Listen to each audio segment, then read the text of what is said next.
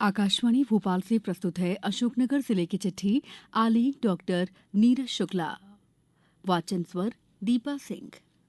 लोकसभा निर्वाचन की तारीखों की घोषणा होने के साथ ही गुना संसदीय क्षेत्र के अंतर्गत अशोकनगर जिले में भी आदर्श आचरण संहिता लागू हो गई है।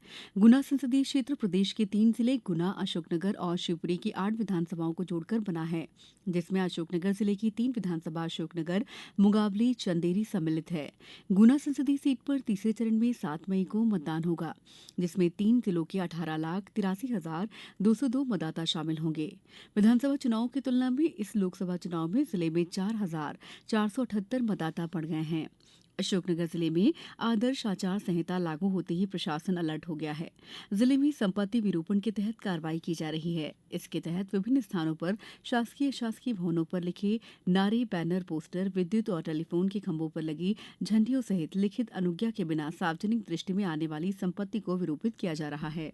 अशोकनगर कलेक्टर और निर्वाचन अधिकारी सुभाष कुमार द्विवेदी ने बताया है कि 12 अप्रैल को निर्वाचन की अधिसूचना के साथ ही गुना लोकसभा क्षेत्र 4 के लिए नाम निर्देशन पत्र लेने की कार्रवाई कलेक्टर और रिटर्निंग ऑफिसर शिवपुरी द्वारा की जाएगी।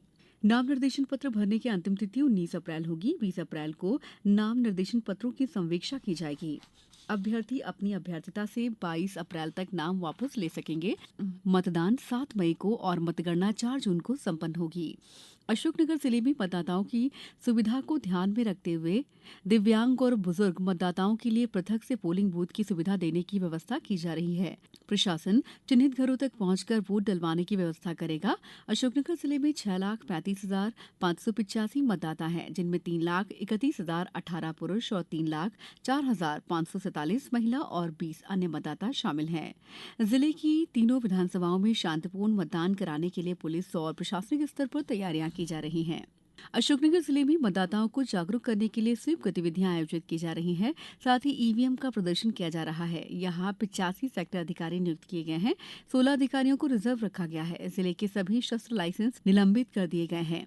अवैध शराब के परिवहन, रोकथाम और जब्ती के लिए विधानसभावार लिकर मॉनिटरिंग टीम का गठन किया गया है।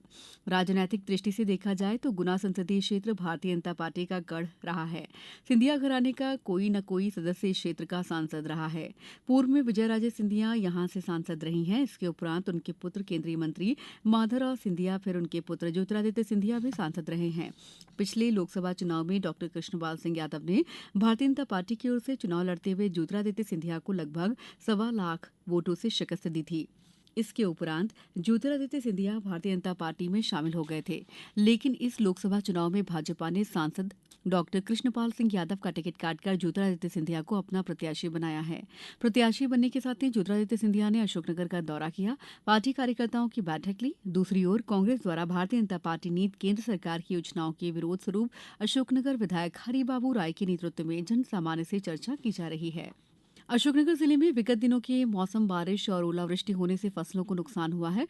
अशोकनगर कलेक्टर सुभाष कुमार द्विवेदी ने बताया कि जिले के राजस्व अधिकारियों द्वारा फसलों का नुकसान संबंधी प्रारंभिक सर्वे कर जानकारी प्रेषित की गई है।